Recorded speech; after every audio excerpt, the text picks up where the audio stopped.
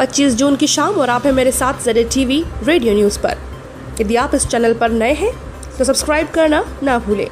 अभी के लिए पेश है न्यूज़ हेडलाइंस। प्रधानमंत्री ने कहा, पशुपालन ढांचा विकास नीति से किसानों की आमदनी में वृद्धि होगी और इस क्षेत्र में मजबूती आएगी। रेलवे अगले 125 दिनों में प्रवासी श्रमिकों के लिए 8 लाख कार्य दिवस के रोजगार के अवसर उपलब्ध कराएगा। पश्चिम बंगाल सरकार ने कोविड-19 के बढ़ते मामलों को देखते हुए पूर्णबंदी 31 जुलाई तक बढ़ाई। केंद्रीय प्रत्यक्ष कर बोर्ड ने इस वित्तीय वर्ष के लिए आयकर दाखिल करने की अंतिम तिथि 30 नवंबर तक बढ़ाई। आतंकी संगठनों की आर्थिक मदद पर नजर रखने वाले संगठन FATF ने पाकिस्तान को निगरानी सूची में बरकरार रखने का फैसला किया। और अब खबरें विस्तार से। प्रधानमंत्री नरेंद्र मोदी ने कहा कि आर्थिक वृद्धि की रफ्तार तेज करने, आंतरिक कार्यक्रम को मजबूत करने और किसानों, गांवों और छोटे कारोबारियों की मदद के लिए मंत्रिमंडल ने कई महत्वपूर्ण निर्णय लिए हैं। इससे मेहनतकश किसानों की आय, निवेश और बुनियादी ढांचे में वृद्धि होगी तथा दुग्ध उत्पादन क्षेत्र में खास तौर से बढ़ावा मिलेगा। उन्होंने कहा कि मंत्रिमंडल ने प्रधानमंत्री मुद्रा योजना के अंतर्गत शिशु ऋण खातों के लिए ब्याज सहायता योजना को मंजूरी दी है और इससे छोटे कारोबारियों को सहयोग तथा स्थिरता मिलेगी। रेलवे अगले 125 दिनों में 18 अरब रुपए की ढांचागत परियोजनाओं में प्रवासी श्रमिकों और अन्य लोगों के लिए 8 लाख कार्य दिवस के रोजगार के अवसर उपलब्ध कराएगा। रेल मंत्रालय ने वीडियो कॉन्फ्रेंस के माध्यम से मंडल रेलवे और रेलवे के सार्वजनिक क्षेत्र के उपक्रमों के साथ बैठक में गरीब कल्याण रोजगार अभियान की प्रगति की समीक्षा की। भारत और चीन ने सीमा क्षेत्र, विशेषकर पूर्वी लद्दाख में स्थिति पर विस्तृत विचार विमर्श किया है। भारत चीन सीमा मामलों पर सलाह मशवरे और तालमेल के लिए कार्यकारी तंत्र की 15वीं बैठक कल वीडियो कॉन्फ्रेंस के जरिए आयोजित की गई। विदेश मंत्रालय के प्रवक्ता ने बताया कि दोनों पक्षों ने पिछले सप्ताह विदेश मंत्री S जयशंकर और चीन के विदेश मंत्री वांग यी के बीच हुई बातचीत का उल्लेख किया।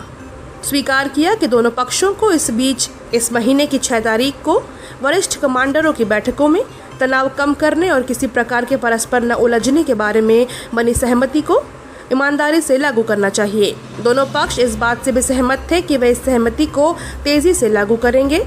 ऐसा द्विपक्षीय समझौतों और तौर तरीकों के अनुरूप किया जाएगा। इससे सीमा क्षेत्र में शांति सुनिश्चित हो सकेगी। उन्होंने इस महीने की 22 तारीख को वरिष्ठ कमांडरों की दूसरी बैठक के बारे में भी चर्चा की। दोनों पक्ष मौजूदा स्थिति को शांतिपूर्वक सुलझाने के लिए राजनयिक और सैन्य स्तर पर बातचीत करते रहने पर भी सहमत हुए हैं। भारत ने कहा है कि लीबिया में लगातार संघर्ष और अस्थिरता अंतर्राष्ट्रीय चिंता का विषय है।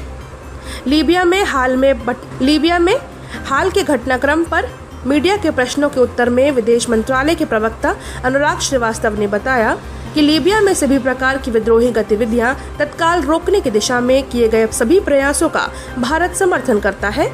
भारत को उम्मीद है कि इन उपायों से लीबिया में सही बातचीत के माध्यम से संघर्ष के शांतिपूर्ण समाधान को बढ़ावा मिलेगा। उन्होंने कहा कि इन प्रयासों में लीबिया की संप्रभुता, एकता और क्षेत्रीय अखंडता का संरक्षण करते हुए लीबियाई जनता की आकांक्षाओं को ध्यान में रखा जाएगा। भारत हमेशा से करता रहा है कि पाकिस्तान लश्कर-ए-तैयबा, जैश-ए-मोहम्मद और हिजबुल मुजाहिदीन जैसे आतंकी गुटों को लगातार समर्थन दे रहा है और इन संगठनों का मुख्य निशाना भारत है। इसलिए पाकिस्तान पर कार्रवाई की जानी चाहिए। पश्चिम बंगाल सरकार ने राज्य में जारी पूर्णबंदी को 31 जुलाई तक बढ़ाने का फैसला किया है। मुख्यमंत्री ममता बनर्जी ने राज्य में कोविड-19 की स्थिति पर चर्चा के लिए आयोजित सर्वदलीय बैठक के बाद कल शाम इसकी घोषणा की। उन्होंने कहा कि यह फैसला राज्य में महामारी के मामलों की संख्या में लगातार बढ़ोतरी को ध्यान में रखकर किया गया है। सभी जरूरतमंदों को सुचारू रूप से राहत सामग्री बांटी जाएगी। केंद्रीय प्रत्यक्ष कर बोर्ड ने इस वर्ष के लिए मूल और संशोधित आयकर रिटर्न दाखिल करने की सीमा इस वर्ष 31 जुलाई तक बढ़ा दी है। बोर्ड ने वर्ष 2019-20 आयकर रिटर्न दाखिल करने की समय सीमा भी इस वर्ष 31 नवंबर तक बढ़ाई है। कोविड महामारी के कारण आवेदकों को हो रही कठिनाइयों को ध्यान में रखते हुए यह फैसला किया गया है। बोर्ड ने पैन को आधार से जोड़ने की तारीख अगले वर्ष 31 मार्च तक बढ़ा दी है। मध्य प्रदेश में गरीब परिवार की एक बेटी ने भारतीय वायुसेना में अधिकारी के रूप में नियुक्ति लेकर अपने परिवार का नाम रोशन किया है। आंचल गंगवाल फ्लाइंग ऑफिसर के रूप में भारतीय वायुसेना में शामिल हुई है। उनके पिता सुरेश गंगवाल राज्य के नीमच जिले में चाय की दुकान चलाते हैं। सूचना और प्रसारण मंत्री प्रकाश जावड़ेकर ने आंचल के इस उपलब्धि की प्रशंसा की है। मध्य प्रदेश के नीमच जिले के एक चाय बेचने वाले की बेटी, जिसने अधिकारी के रूप में भारतीय वायुसेना में कमीशन लिया, आंचल भारतीय वायुसेना अकादमी में भी शीर्ष स्थान पर रही और राष्ट्रपति से प्रशस्ति पत्र प्राप्त किया। केंद्र के वंदे भारत मिशन के अंतर्गत अब तक विभिन्न देशों में 125 उड़ानों से 19,604 यात्रियों को मुंबई लाया गया है। महाराष्ट्र के मुख्यमंत्री के कार्यालय से जारी वक्तव्य में बताया गया कि जुलाई तक 45 से अधिक और उड़ानें मुंबई पहुंचने की संभावना है। देश में एक दिन में कोविड-19 के 2 लाख से अधिक लोगों की जांच की गई। 3 महीने पहले यह आंकड़ा प्रतिदिन 100 था। जांच के मामलों में यह उल्लेखनीय वृद्धि अस्पतालों, जांच प्रयोगशालाओं और विभिन्न संस्थाओं के सम्मिलित प्रयास से संभव हो पाया है।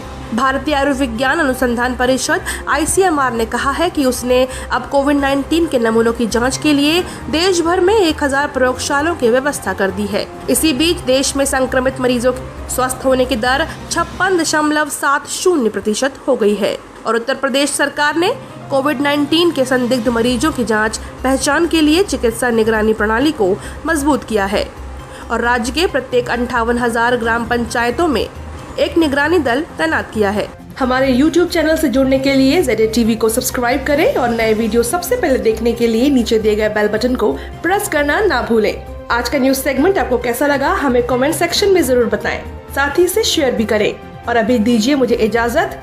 कल होंगे रूबरू इसी समय पे आप सभी के साथ। बाकी और खबरों से जुड़ने के लिए लॉग इन करें हमारी वेबसाइट www.zatvnews.com। नमस्कार।